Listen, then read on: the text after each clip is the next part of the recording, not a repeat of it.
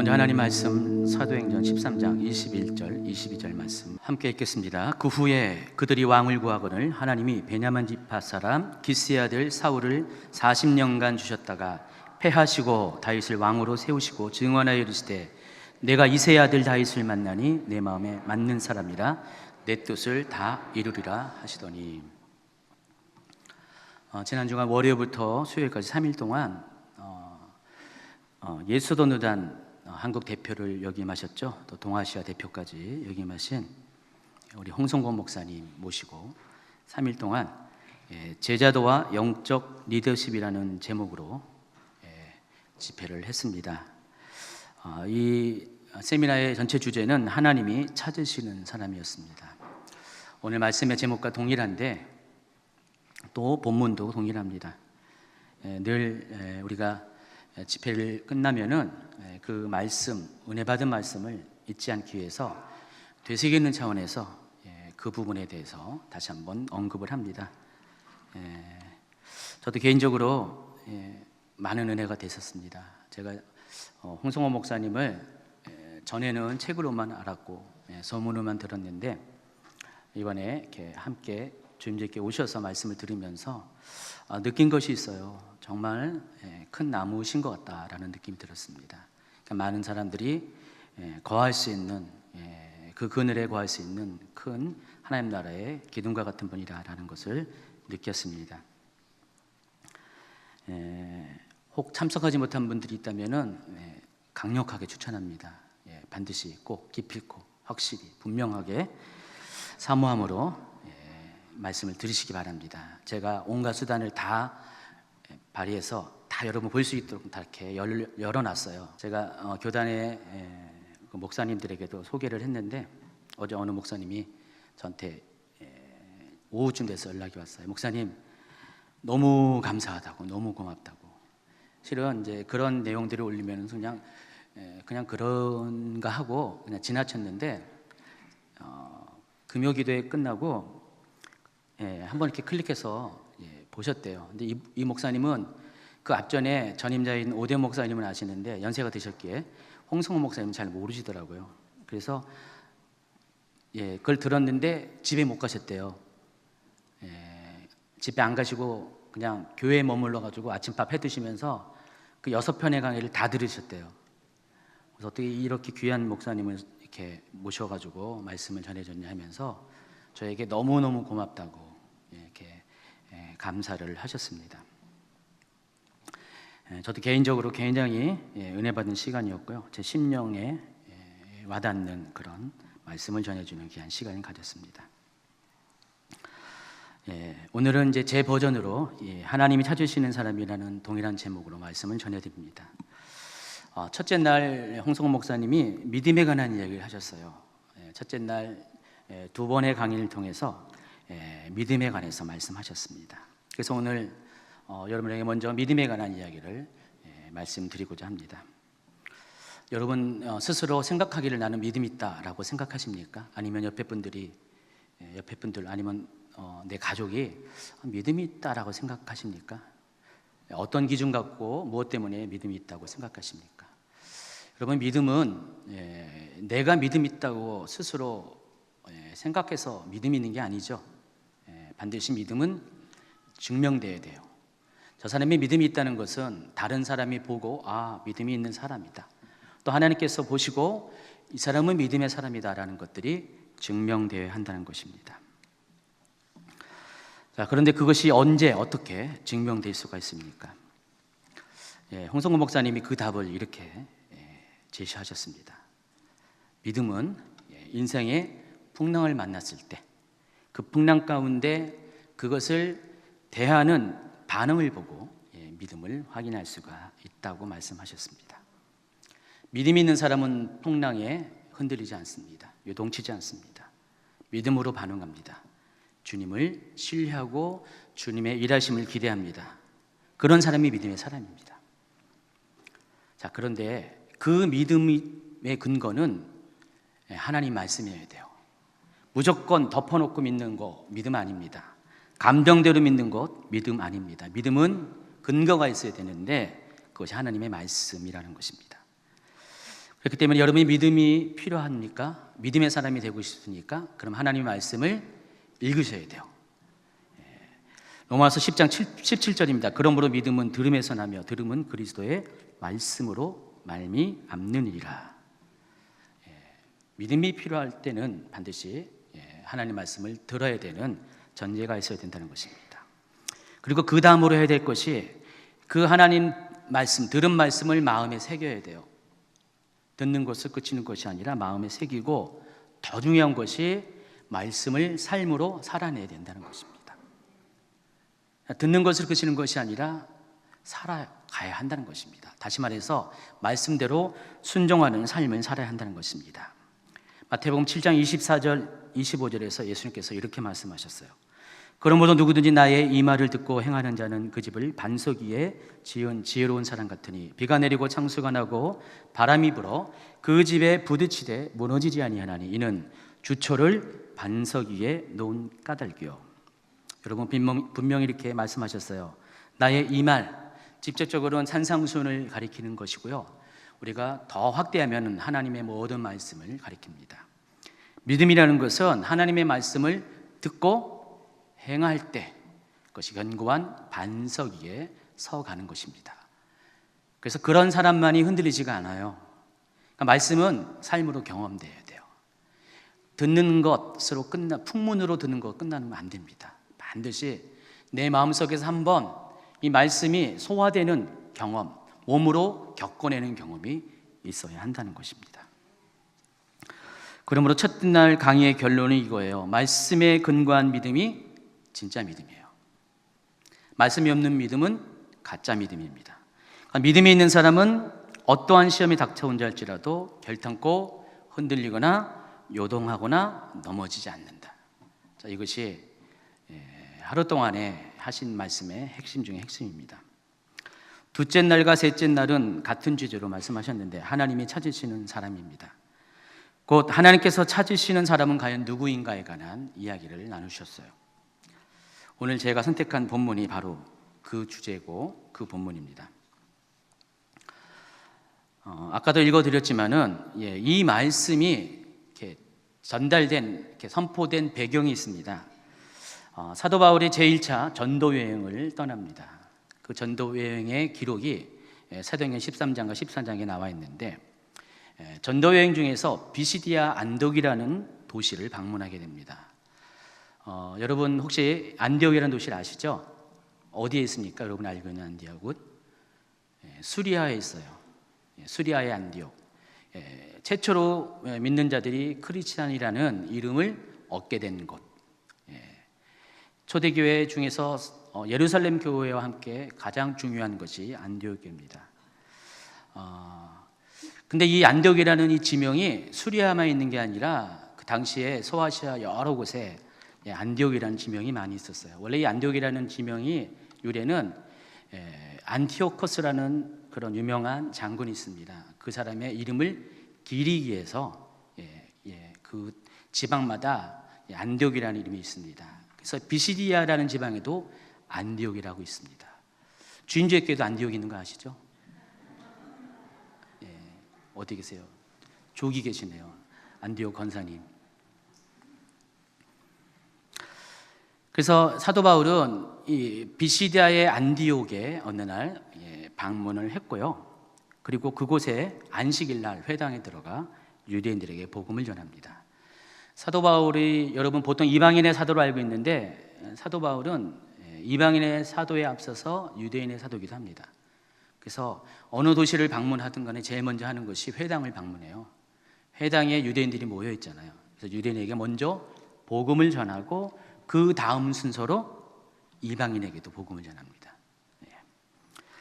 같은 방식으로 사도 바울은 비시디아에 들어가서 비시디아 안디옥에 들어서 안식일 날 회당에서 복음을 전합니다. 자, 그런데 이 사도 바울은 이 복음을 전하는 방식이 이스라엘의 모든 역사를 유대인들에게 소개를 합니다. 하나님께서 어떻게 애굽에 있는 이스라엘 백성들을 이끌어내셔 가나안 땅에 들어가게 했는지, 또 그 땅에 사사들을 세우고 그 땅에 왕들을 세우고 통치자들을 세워서 어떻게 그들을 인도했는지, 설명하면서 그와 같이 하나님께서는 지금은 예수 그리스도를 택하셔서 이스라엘로 하여금 하나님을 믿는 믿음의 사람들이 되게 하셨다. 그 얘기를 바로 13장에서 전달을 합니다. 그래서 오늘 본문 가운데 여러분이 한 가지 알아야 할 것이 있습니다. 하나님의 일하시는 방법이에요. 하나님은 어떻게 일하시는지 아시죠? 사도 바울의 설명처럼 사람을 통해서 일하십니다. 하나님이 원하시는 일을 위해서 거기에 합당한 사람을 찾으시고 선택하시고 그에게 사명을 주셔서 하나님의 일을 행하신다는 것입니다. 하나님은 절대로 혼자 일하시는 분이 아니십니다. 하나님 반드시 사람을 통해서 일하십니다. 그래서 하나님께서는 하나님의 일을 할 수 있는 동역자들을 끊임없이 찾고 찾으시는 것이에요. 자, 이러한 관점에서 역사란 뭘까? 영어로 역사가 히스토리라고 했는데 바로 하나님의 이야기예요. 하나님께서 이 세상에 어떤 일을 했는가, 그리스도께서 이 세상에서 어떤 일을 했는가를 기록한 것이 역사인데 바로 그것이 누구를 통해서요? 사람을 통해서. 그래서 역사는 하나님께서 행하실 일들을 함께 하기 위해서 반응하는 사람들의 행적과 사건을 기록한 것이 역사입니다. 그래서 우리가 분명히 알아야 될 것은 하나님은 모든 역사 가운데 하나님을 위해 일할 수 있는 사람들을 찾으신다는 것. 구약시대 때 출애굽 때는 누굴 찾으셨죠? 모세를 찾으셨습니다. 사사시대 때는 기드온, 드보라, 삼손, 사무엘과 같은 사람들을 찾으셨습니다. 열왕기 시대는 다윗과 같은 하나님 보시기에 정직히 행하는 왕들을 찾으셨고요. 신약 시대에는 사도들과 믿음의 성도들을 찾으셨습니다. 그렇다면 오늘날은 어떻습니까? 오늘날도 역시 하나님은 하나님의 일을 하는 사람들을 찾으십니다. 제가 지난주에 홍성곤 목사님 보니까 홍성곤 목사님이 하나님이 찾으신 그분인 것 같아요. 그리고 여러분도 마찬가지입니다. 여러분 모두가 하나님이 찾으시는 분이세요. 그리고 하나님이 찾으시는 바로 그 사람이 되어셔야 합니다. 여러분이 성경을 볼 때 여러분 중에서 좀 통찰력이 있는 분이 계시잖아요. 남들과 달리 성경을 좀 통찰력 있게 볼 수 있는 분이 있습니다. 그분들에게는 발견되는 한 가지 문구가 있습니다. 구인강고. 하나님의 구인강고입니다.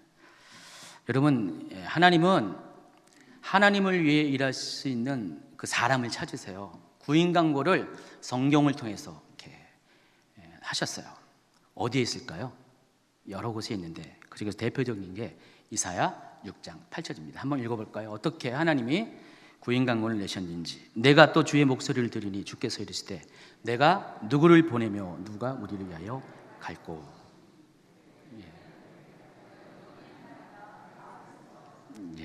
감사합니다. 읽어주셔서 내가 누구를 보내며 누가 우리를 위하여 갈꼬. 하나님께서 성경에 이사야 6장 8절에 이렇게 구인강고를 내셨어요. 사람들은 그걸 지나쳤는데 어떤 분들은 이것들을 확인할 수가 있어요. 그 중에서 한 명이 누구예요? 이사야. 주님, 제가 구인강고를 받는데 제가 그렇게 하겠습니다. 그 구인강고에 응답을 합니다. 여러분, 세상의 구인강고에도요 아무나 사람을 뽑는 게 아니라 그 일에 합당한 사람을 뽑습니다.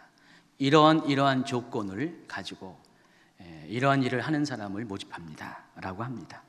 마찬가지로 하나님 나라의 구인강고에도 동일한 자격 조건이 있습니다. 아무나 뽑는 게 아니라 하나님의 일꾼을 뽑는 데도 기준이 있다는 것입니다. 그러나 이 기준은 여러분이 알고 있는 세상의 구인강고 기준과 다릅니다. 하나님만의 기준이 있다는 것입니다. 하나님이 과연 스펙을 보실까요? 외모를 보실까요? 여러분의 실력과 능력을 보실까요? 물론 하나님이 그렇게 보실 때도 가끔은 있어요. 꼭 필요할 때는. 그러나 하나님이 찾으시는 사람, 구인강고 속의 그 조건은 이런 것입니다. 바로 오늘 본문 말씀이죠. 사도행전 13장 22절 다시 한번 큰 목소리 있습니다. 패하시고 다윗을 왕으로 세우시고 증언하여 이르시되 내가 이새의 아들 다윗을 만나니 내 마음에 맞는 사람이라 내 뜻을 다 이루리라 하시더니. 바로 여기 있어요. 하나님 마음에 맞는 사람, 이게 하나님 나라의 구인 강구의 유일한 조건입니다. 저도 늘 동역자가 필요합니다. 주인백교회는 이제 계속해서 사람이 필요해요. 계속해서 교회가 성장하고 또 일이 많아지다 보니까 아마도 여러분 느끼실 거예요. 교회 규모에 비해서 사역자가 많다라는 느낌이 들었을 거예요. 근데 그냥 사람들을 세우는 게 아니라 일이 많아서 정말 세우는 거예요. 그래서 늘 언제나 일손이 부족합니다. 페이를 받는 어떤 사역자도 필요하지만은 병신도 동역자도 많이 필요합니다. 셀리더도 필요하고 각 팀장도 필요합니다. 여러 맡은 부서에 섬길 자들이, 리더십들이 많이 필요한데, 근데 늘 문제는 저도 사람을 찾고 찾는데 제 눈에 띄는 사람이 이렇게 많지 않다는 거예요.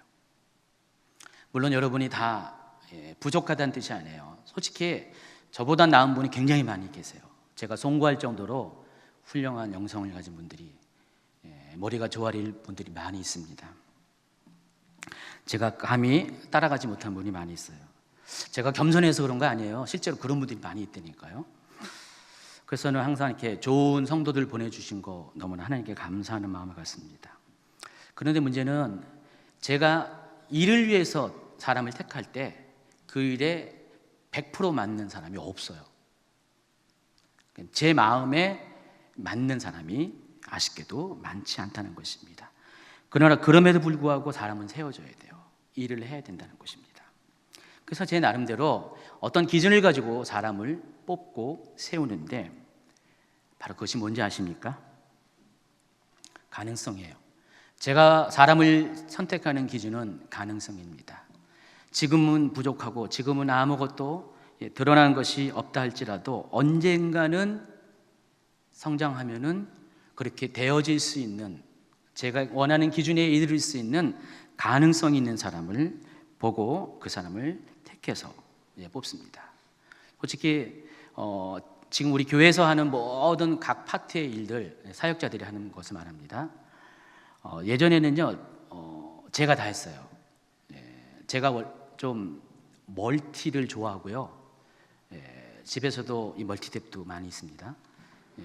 멀티적인 어떤 하나님께서 주신 어떤 기름 부음이 있는 것 같아요. 그러니까 동시에 여러 개를 할 수가 있어요. 근데 그거는 규모가 작을 때죠. 근데 점점 커지니까 저 혼자서는 안 되잖아요. 그래서 감당할 수 있는 사람들을 택해서 이렇게 조금씩 나눠줘가지고 오늘 이렇게 저보다 훨씬 10배, 100배 나은 전문적인 사역자들이 많이 생겨나고 있습니다. 그런데 그때마다 저는 사람을 세우는 데 있어서 항상 구인난에 허덕인다는 것입니다. 정말 그 일을 할 수 있을까? 일을 감당할 수 있을까? 그 부분에 대해서 감당할 수 있는 사람이 부족한 게 사실이에요. 물론 저도 하나님처럼 스펙을 보지 않습니다. 외모도 당연히 따지지 않습니다. 그렇지만은 최소한의 실력은 감안해서 그 일에 감당할 수 있는 사람, 지금은 잘 못하더라도 나중에는 충분히 할 수 있는 사람들을 가능성을 보고 선택을 하게 됩니다. 그래서 하나님도 그렇고 저도 그렇고요. 가장 하나님이 오시는 그 가능성의 핵심은 우리가 알고 있는 기준과는 사뭇 다르다는 것을 알 수가 있습니다. 하나님이 보시는 첫 번째 스펙이 뭔지 아십니까? 가능성? 그것은 하나님과의 관계를 보세요. 하나님은 아무나 사람을 뽑는 게 아니라 하나님과의 관계가 분명하게 정립된 사람을 뽑습니다. 과연 그 사람이 정말로 하나님의 얼굴을 구하는 사람인가? 한마디로 예배하는 사람인가? 예배자인 것을 찾고요. 또 그 사람이 하나님의 마음을 알아가고자 하는 그런 주리고 목마름이 있는가를 찾고요. 또 그 사람에게 하나님과 교회를 위해 헌신할 수 있는, 자기 생명 다해서 헌신할 수 있는 마음의 준비가 됐는가를 하나님은 보신다는 것입니다. 저 또한 그것을 굉장히 소중하게 여깁니다. 그래서는 그것을 준비한 사람이라면 그 가능성을 보고 일은 가르쳐주면서 사역에 같이 합류하게 합니다. 자, 그런데 이것은 하나님과의 관계에서만 해당하는 가능성이에요. 근데 요것만으로서는 안 돼요. 한 가지가 더 있어야 돼요. 이제는 거기에서 파생되는 삶의 열매가 필요하다는 것입니다. 하나님의 관계와 더불어 그 관계에서 파생되는 삶의 열매가 필요하다는 것입니다. 바로 홍성곤 목사님이 둘째 날 바로 이 부분을 지적해 주셨어요. 하나님이 찾으시는 사람은 과연 어떤 사람인가? 첫 번째는 온유한 자, 두 번째는 충성된 사람. 하나님은 그런 사람을 찾으시고 그런 사람이 하나님의 마음에 드는 자, 하나님과 하나님의 마음에 합한 사람이라고 말씀을 해주셨습니다. 그래서 다시 한번 온유한 자가 누구인가에 대해서 먼저 정리해드리고 충성된 자를 정리해드리겠습니다. 솔직히 온유라는 단어는 제가 아주 가장 중요히 여기고 가장 좋아하는 단어입니다. 제가 딸이 둘이 있는데 어쩌면은 그 딸 중에 한 명의 이름이 온유라는 이름이 될 수도 있었어요. 정말 좋아했는데 실은 그때 당시에 제 친구 목사님이 제 딸애랑 비슷한 시기에 애를 낳는데 먼저 선점했어요. 온유라고. 전 그래서 기쁨이라 하실까 했는데 좀 그랬어요. 그래서 하영이라 하나님께 영광을 돌린다라는 이름. 둘째는 하나님 나라에 빛나는 사람이 되라. 그래서 채영이라는 빛날채 써서 그렇게 졌습니다. 어쨌든 굉장히 저는 온유라는 단어들을 상당히 많이 좋아합니다. 왜 그럴까? 첫 번째, 이 온유는 성품과 관련된 단어예요. 타고난 성격이 아니에요. 온유는 만들어가는 성품입니다. 그러니까 만들어간다는 것은 훈련된다는 것을 의미하는 것입니다. 이 온유에 해당하는 단어가 프라우테스라는 단어인데 헬라어로 여기에는 어원적인 배경이 있습니다. 들판에 야생마가 있습니다. 그리고 그 야생마를 잡아다가 사람이 탈 수 있는 그런 운송수단을 만드는데 어쨌든 우여곡절 끝에 그 말들이 거칠은 야생마가 순한 말이 되었을 때 사람들은 그 말을 가리켜서 이제 온유해졌구나, 프라우테스 됐구나 그렇게 말을 한다는 것입니다. 저는 야생마 조련하는 것에 대해서 경험했기 때문에 잘 몰랐는데 이번에 홍성곤 목사님이 그 방법을 알려주더라고요. 야생마 길들이기. 어떻게 길들이냐면은 야생마를 강으로 데려갑니다. 근데 어디로 데려가면은 급한 상류 지역으로 데려갑니다. 물결이 센 상류 지역을 데려갑니다. 그리고 그 거친 물결 가운데 야생마를 집어넣습니다. 당연히 야생마가 놀랍죠. 두렵죠. 그러나 야생마는 거기서 생존 게임을 해야 돼요. 살아남아야 되죠. 그래서 거친 물살 가운데 어떻게 균형을 잡는가를 배우게 됩니다. 몸으로 터득하게 돼요. 원래 야생마가 힘이 세잖아요. 말이 힘이 세잖아요. 근데 그 힘을 조절하는 법을 배운다는 것입니다. 그러니까 사람은 쓸려가지만 말은 힘을 적절히 잘 조절하면 그 군육 가운데서도 생존이 가능하다는 것입니다. 이제 말이 적응을 합니다. 그러면 중류로 데려갑니다. 약간 덜 거센 곳입니다. 그리고 하류까지 데려갑니다. 그러니까 모든 것이 익숙해지면은 말은 어느 사이에 바뀌게 돼 있어요.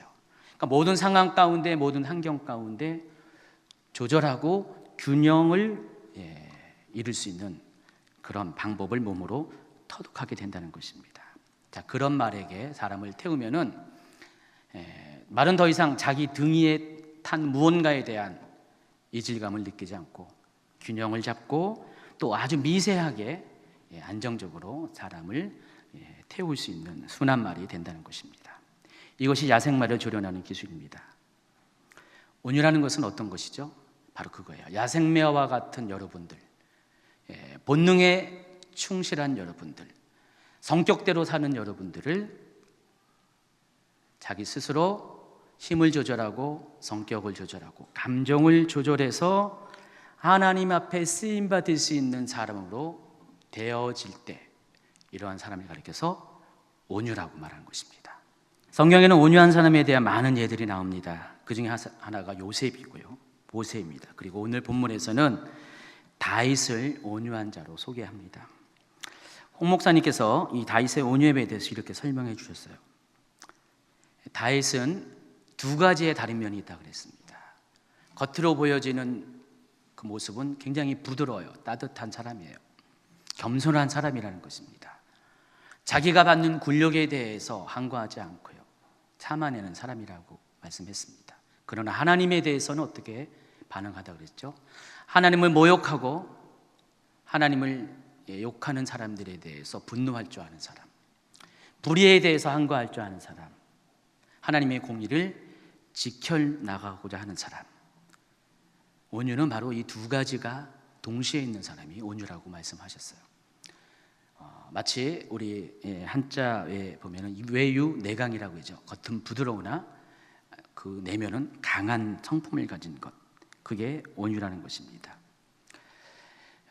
저랑 제자 훈련 하시는 분들은 이제 설명 들었지만은 설해목이라는 나무가 있습니다.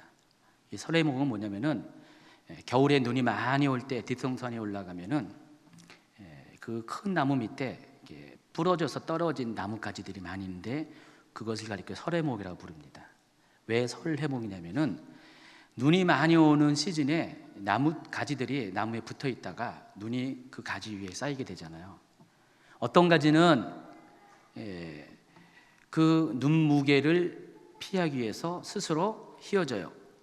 부드러워진다는 것입니다. 그러면은 눈이 밑으로 떨어지게 돼 있죠. 근데 어떤 사람은 어떻게 해요? 끝까지 해보는 거예요. 어떤 가지는 해보다가 버티다가 눈 무게를 감당하지 못하면은 뚝 하고 부러지게 되죠. 땅에 떨어집니다. 그게 설해목이라는 것이에요. 사람들은 그 설해목을 주워다가 땔감으로 사용합니다. 온유에 대해서 설명하면서 제가 이렇게 말했어요. 하나님은 이와 같이 뻣뻣한 사람, 버티는 사람 사용하지 않는다. 사용하는데 땔감으로 사용한다는 것이죠. 하나님 나라는 부드러운 사람들이 차지하는 거예요. 온유한 자가 차지한다는 것입니다. 다윗은 이런 사람이었다는 것이죠. 온유한 사람이었기 때문에 하나님은 다윗을 마음에 품으신 거예요. 막 하나님을 위해서 일할 사람을 찾다 보니까 다윗의 그런 면이 보여졌다는 것입니다. 근데 저는 이 온유를 이렇게 이야기하면서 한 가지 확신이 드는 게 있어요. 그 온유를 터득하는 과정은 정말 어려워요. 연단과 시험을 통과해야 되거든요. 온유한 사람이 된다는 것은 쉬운 일이 아니에요. 대가를 지불해야 된다는 것입니다. 그래서 그런지 사람들이 이 온유한 자에 대해서 되고 싶지 않아요. 나는 그냥 내 성격대로 살겠다. 그렇게 하는 분들이 종종 있습니다. 그렇지만 알고 보면 쉬운 방법도 있긴 해요. 가르쳐 드릴까요? 여러분 다 알고 있는 익숙한 방법인데, 굳이 연단을 통과하지 않아도 우리가 온유할 수 있는 방법이 한 가지가 있는데, 그것은 하나님 앞에 자신의 모든 생각과 가치관, 판단을 위임하는 것이에요. 겸손한 자죠. 근데 그렇게 되기 위해서는 뭘 해야 되냐? 여러분의 눈에 하나님만 바라보면 가능해요. 여러분의 마음에 하나님만 품으면 그것이 가능하다는 것입니다. 가령 정말 아버지 말도 안 듣고 사람들 말도 안 듣고 자기가 최고라고 생각하는 그런 여자분이 있습니다. 통제가 안 되는, 드라마에 나오는, 영화에 나오는 듯한 그런 여자가 있죠. 이 세상에서 자기가 가장 예쁘고요, 이 세상에서 가장 자기가 인기 있고요, 남자들은 전부 다 그냥 발의 때처럼 여기는 그런 사람. 과거에 그런 분들이 있을 수가 있어요. 근데 그런 사람이 어느 날 변합니다. 사람이 달라져요. 정말 고분고분해지고요, 조용해지고 현숙해지고, 와, 세상 오래 살고 볼리네 어떻게 변했을까? 근데 이 일을 알고 봤더니 그녀에게 남자가 생겼어요. 정말로 콩깍지, 눈에 콩깍지를 씌울 수 있는, 마음 모든 것을 빼앗아가는 그런 남자가 생겼습니다. 저는 사랑하는 사람이 생기면은요, 사람은 본능적으로 변해요. 바뀌어요. 솔직히 그래요. 여러분 혹시 과거에 그런 경험 조금이라도 있지 않습니까?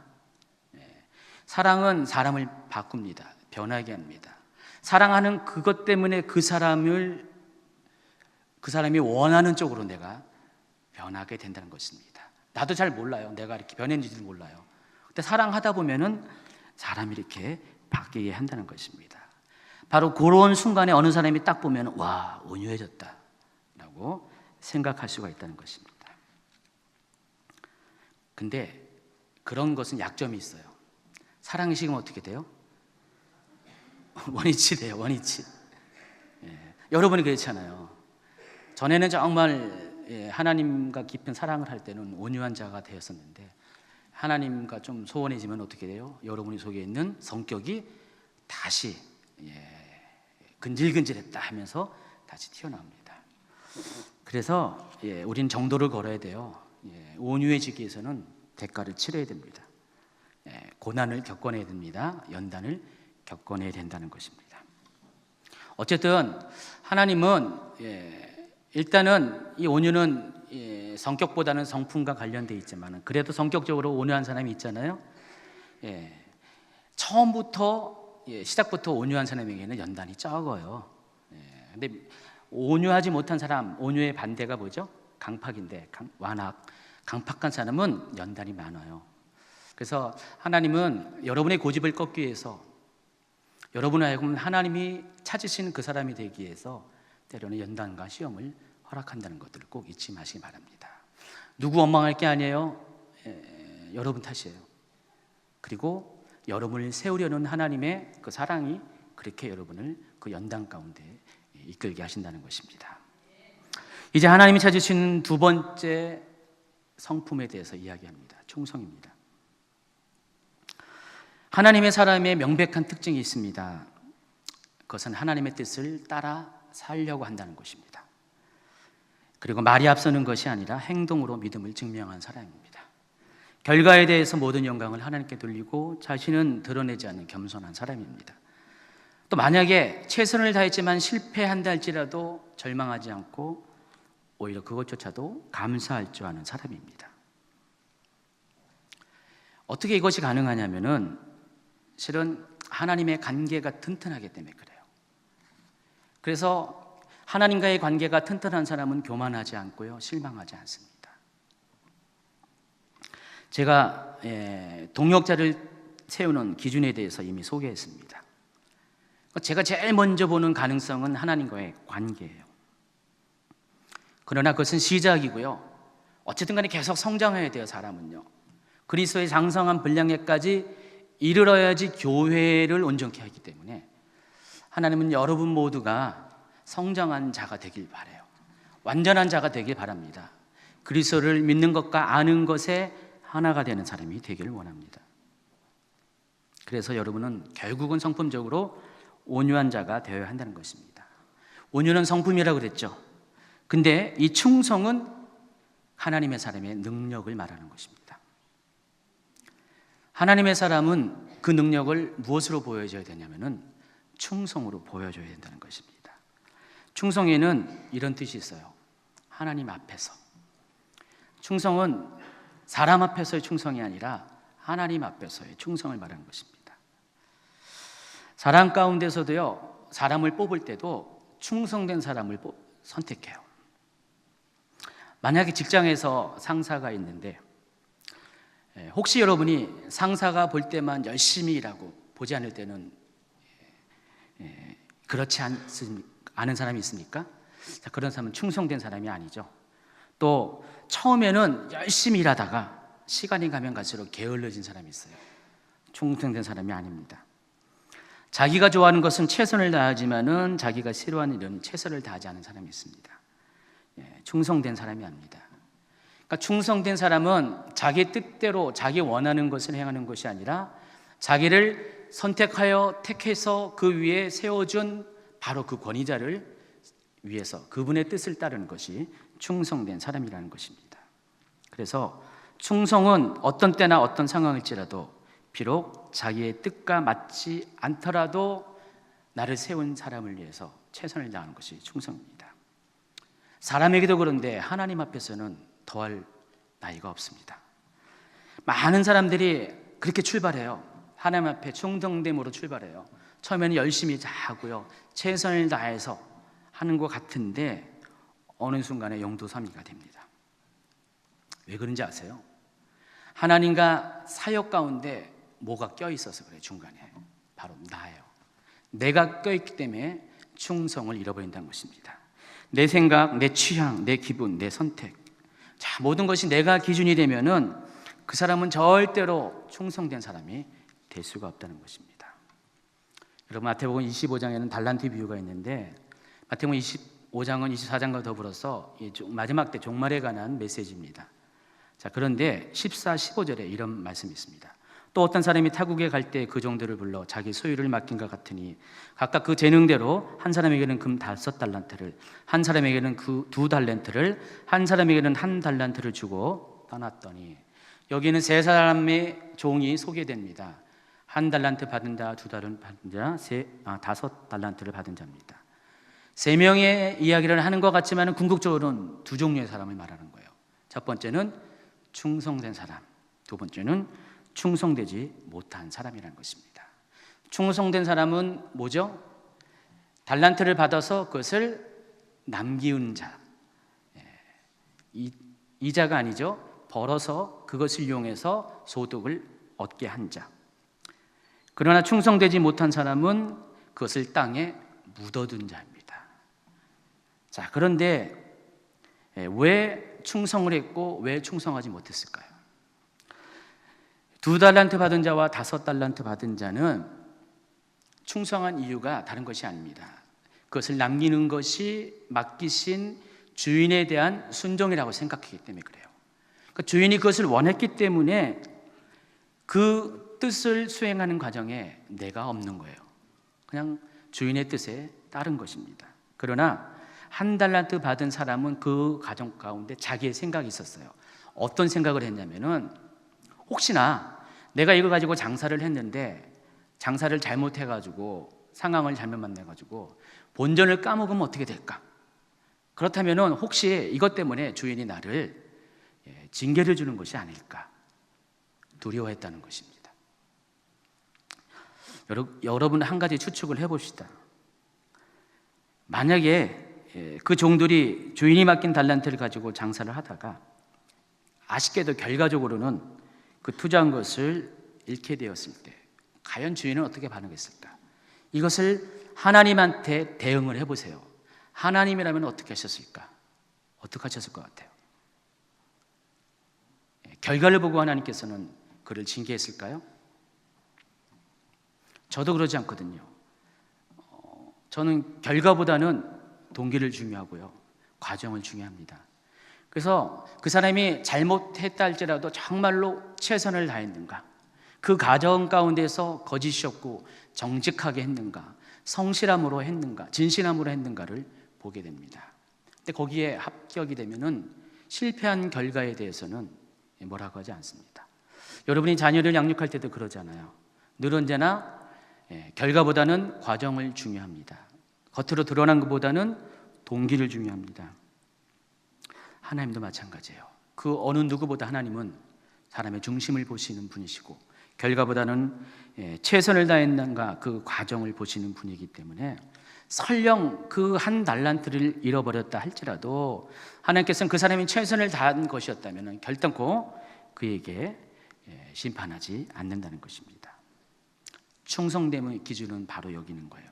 최선을 다했는가, 정말 주님의 뜻에 순종했는가, 바로 그런 사람이 충성된 사람이라는 것입니다. 잠언 25장 13절 말씀이 있습니다. 같이 읽습니다. 시작.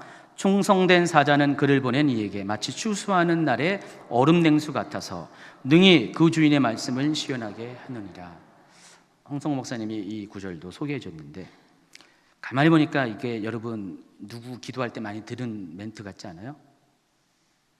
최은야 목사님이 종종 이 멘트를 많이 사용해요. 기도하실 때 하나님의 마음을 시원케 하는 사람이 되게 하십시오. 그래서 하나님의 마음을 시원케 한다는 것, 과연 뭘까요? 하나님의 마음을 어떻게 해요? 냉장고에 있는 냉수를 갖다 줘야지 시원케 됩니까? 아니죠. 하나님의 마음을 시원케 한다는 건 거예요. 하나님의 마음을 알아서 알아주는 거죠. 미리 알아서 하나님 이런 마음이셨죠? 그래서 하나님이 말하지 않아도 하나님 마음을 헤아려서 하나님이 원하는 것을 앞서 행해 주는 사람, 그 사람이 하나님의 마음을 시원케 하는 사람입니다. 저도 가끔 그런 분을 봐요. 정말 어떤 분들은 말해도 이해하지 못하고 딴 일을 하시는데, 어떤 분은 말하지 않아도 그냥 해주세요. 그러니까 제 마음을 너무나 잘 아는 거예요. 너무나 고마워요. 감동을 많이 받습니다. 아, 이게 시원케 하는 거구나. 시원케 한다는 것은 하나님의 마음을 알아주는 것입니다. 그래서 우리가 하나님의 마음을 알아준다는 것은 하나님이 원하는 뜻을 향해서 우리의 삶의 목표가 정확하게 갈 수 있기 때문에 굉장히 중요한 것이에요. 우리 많은 사역자들, 동역자들이 있는데 어떨 때는 이러한 어떤 마음이 합해질 때가 있어요. 그때는 제가 힘을 받습니다. 그리고 그분에 대한 신뢰가 갑니다. 여러분, 충성이라는 것은 그냥 내가 어떻게 해서 노력해서 되는 것은 아니에요. 이것 또한 관계에서 일어나는 것이고 또 인격이고 성품 중에 하나는 것입니다. 그래서 충성이라는 것은 시작부터 준비되어야 한다는 것입니다. 그런데 이 모든 충성을 하는 또 한 가지 팁을 가르치겠습니다. 여러분이 삶의 기준이 하나님 앞에서 사십시오. 코람데오라고 그러죠. 하나님 앞에 사세요. 그러면 하나님 앞에 사는 그 생활이 익숙해지면은 그 사람은 사람 앞에도 충성할 수가 있다는 것입니다. 그래서 저한테 충성하라는 것이 아니라 하나님 앞에 충성하시면은 그 사람은 정말로 어느 누구에게도 충성된 일꾼으로 인정을 받게 된다는 것입니다. 여기까지가 이제 지난 세미나에서 가르치는 핵심적인 말씀이고요. 오늘 한 가지 여기에 추가를 합니다. 그렇다면 누가 하나님께 충성할 수 있을까요? 누가 하나님 마음을 시원하게 할 수 있을까? 이미 답은 나왔지만은 하나님 마음을 아는 사람이라고 했습니다. 하나님의 뜻을 이해할 수 있는 사람만이 충성할 수가 있다는 것이에요. 온유도 그렇고 충성도 그렇고 하나님과의 관계가 중요하다는 것입니다. 여러분, 에스겔 22장 30절 31절 말씀을 같이 보도록 하겠습니다. 이 땅을 위하여 성을 쌓으며 곧 성문의 진대를 막아서서 나로 하여금 멸하지 못하게 할 사람을 내가 그 가운데 찾다가 찾지 못하였으므로 내가 내 분노를 그들 위에 쏟으며 내 진노의 불로 멸하여 그들 행위대로 그들 머리에 보응하였느니라. 주 여호와의 말씀이니라. 이 말씀은 중보기도를 설명할 때 자주 인용되는 말씀입니다. 이 말씀의 핵심은 이거예요. 하나님은요, 여러 가지 속성을 갖고 있는데 성품이라고도 말할 수 있는데, 첫 번째가 뭐죠? 사랑의 하나님이라는 것, 또 공의의 하나님이라는 것. 이 둘이 얼핏 보기에는 충돌하는 것 같지만은 그렇지 않습니다. 이 둘은 서로 조화를 이루고요. 실은 동전의 양면과 같아요. 하나님이 왜 공의를 행하신지 아세요? 사랑 때문에 그래요. 가령 여러분이 죄악을 저지릅니다. 죄의 결과는 사망이잖아요. 그래서 하나님은 사람들이 사망에 이르지 않도록 죄악에 빠져 있는 사람들을 공의로 심판하실 수밖에 없어요. 멈춰서게 하기 위해서. 그러면 하나님의 심판의 동기는 사랑이라는 것이죠. 그래서 사랑 때문에 심판하시고, 심판은 결국은 하나님의 사랑이 반영된 거라는 것입니다. 여기도 마찬가지예요. 하나님께서 이스라엘의 죄악을 봤어요. 그리고 그들을 심판해야 돼요. 성을 무너뜨려야 돼요. 멸망시켜야 되는데, 그런데 하나님 마음이 불편한 거예요. 내가 공의를 세우자면은, 또 그들을 사랑을 하자면은 그들이 더 이상 나가는 것을 막았어야 되는데, 그것은 성을 무너뜨리는 것인데, 그래도 누군가가 내가 하는 일을 막아설 사람이 있었으면 좋겠다. 그래도 누군가가 내가 하고자 하는 일에 브레이크를 걸어준 사람이 있으면 좋겠다. 그래서 그 사람을 어떻게 하세요? 찾으셨어요. 찾으셨는데 안타깝게도 없어요. 그래서 할 수 없이 멸하셨다. 그 얘기를 하시는 것입니다. 하나님은요, 진노 중이라도 항상 긍휼을 베푸시는 하나님입니다. 그래서 항상 하나님은 이런 사람을 찾는데, 이런 사람을 가리켜서 중보기도자라고 합니다. 그런 사람들이 많이 있어요. 창세기 보면은 아브라함이 중보기도죠. 또 출애굽기 보면은 모세가 중보기도자고요. 그리고 가장 큰 중보기도자는 예수님이세요. 예수님은 하나님과 우리의 사이에 결렬된 틈에, 깨어진 틈에 들어가서 자신의 몸을 담보로 우리와 하나님 사이에 끊어진 것을 다시 하나가 되게 하셨습니다. 그것이 바로 십자가라는 것입니다. 하나님은 그러한 사람을 찾고 계세요. 하나님의 마음을 품을 수 있는 사람인데, 그게 뭔지 아세요? 긍휼이에요. 이게 하나님의 뜻이에요. 하나님의 뜻이 긍휼이고 하나님의 마음이고 하나님이 여러분에게 요구하시는 거고, 하나님은 그러한 사람을 찾고 계시다는 것입니다. 그래서 세 번째로, 하나님이 찾으시는 사람은 긍휼히 여기는 자라는 것입니다. 자, 그런데 문제는 우리가 오늘은 긍휼했어요. 그러나 하나님에 대한 사랑이 식으면 식을수록 또 내일은 긍휼을 잃어버릴 때가 많이 있어요. 또 언제나 우리는 이 긍휼과의 싸움을 할 수밖에 없다는 것입니다. 그렇다면 포기해야 됩니까? 그렇지 않습니다. 아직 여러분에게는 희망이 있습니다. 오늘 결론의 말씀입니다. 갈라디아서 5장 22절 23절 같이 있습니다. 오직 성령의 열매는 사랑과 희락과 화평과 오래 참음과 자비와 양성과 충성과 온유와 절제니 이 같은 것을 금지할 법이 없느니라 그랬어요. 눈이 좋으신 분들은 이 문장 가운데서 지금까지 설명한 세 가지 단어를 다 확인할 수 있을 것입니다. 충성이 나왔죠, 온유가 나왔죠, 자비, 다른 말로 긍휼이라고 합니다. 자, 이 세 가지 단어, 하나님이 찾으시는, 하나님이 원하시는 하나님 나라의 일꾼의 스펙, 이 세 가지 단어에 충족한 사람인데 다 모두가 성령과 관련돼 있어요. 성령 충만할 때 자연적으로 자동적으로 생겨지는 삶의 열매, 인격의 열매가 바로 충성과 온유와 긍휼이라는 것입니다. 자비라는 것입니다.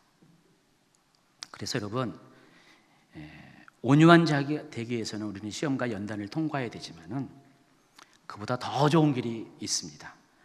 충성된 자가 되기 위해서는 자신을 부인하는 십자가를 지는 애씀을 가져야 되는데 더 유익한 길이 있고요.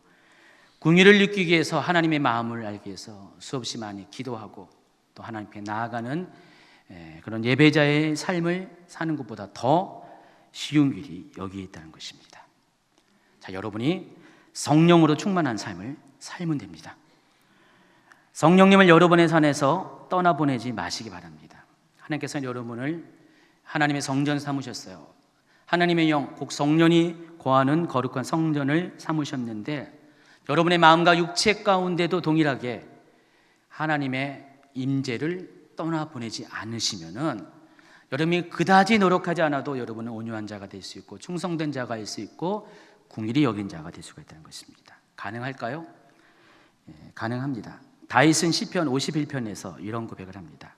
10절입니다. 하나님이여 내 속에 정한 마음을 창조하시고 내 안에 정직한 영을 새롭게 하소서. 나를 주 앞에서 쫓아내지 마시며 주의 성령을 내게서 거두지 마소서. 우리가 알고 있는 하나님의 사람, 하나님이 찾으시는 사람, 하나님의 마음에 합한 사람 다윗의 두 가지의 자격 조건은 온유한 자, 충성된 자라고 했는데, 그런데 다윗이 그렇게 살 수 있는 힘이 있어요. 그 안에 성령께서 계셨기 때문에 그래요. 그래서 다윗은 온유한 자가 되기 위해서, 충성된 자가 되기 위해서 늘 하나님 앞에 고백하는 게 있어요. 주의 성령을 내게서 거두지 말아 주시옵소서. 다윗에게 성령이 충만할 때 다윗은 온유함을 베푸는 삶을 살았어요. 충성된 삶을 살 수가 있었다는 것입니다. 그러므로 하나님이 찾으시는 사람의 궁극적인 조건, 하나님이 찾으시는 사람이 될 수 있는 그런 배경은 성령으로 충만해진다는 것을 알 수가 있습니다. 다윗은 성령 충만한 사람이었다는 것입니다. 여러분은 이제 어떻게 하십니까? 다윗처럼 하나님 보시기에 합한 자, 마음에 드는 자, 하나님이 찾으시는 자, 그래서 하나님을 위해서 하나님 나라에서 기둥가가 쓰임받는 사람이 되고 싶습니까? 당연히 온유함을 배우셔야 되고요, 충성을 경험하시고 긍휼을 마음속에 품어야 됩니다. 근데 그보다 더 중요한 것이 여러분 안에 계시는 성령님을 놓치지 마시기 바랍니다.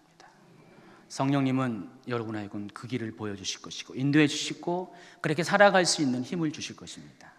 여러분, 성령이 충만할 때 여러분이 연약해서 할 수 없는 그 모든 것들을 성령께서 도우셔서 말할 수 없는 탄식으로 중보하시면서 여러분의 모든 삶의 길들을 인도해 주실 것입니다. 말로만 성령 충만 말하지 마시고 여러분의 내면에 정말 하나님의 영으로 충만할 수 있도록 그분을 날마다 모시는 거룩하고 경건한 삶, 정직한 삶을 사시면은 하나님 결단코 여러분을 떠나지 않습니다. 성령께서 여러분 안에 내주하시고 또 여러분의 삶에 나타내심을 통해서 여러분의 영, 혼, 육 모두가 성령으로 충만한 그런 건강한 삶을 살 것을 예수님으로 기대합니다.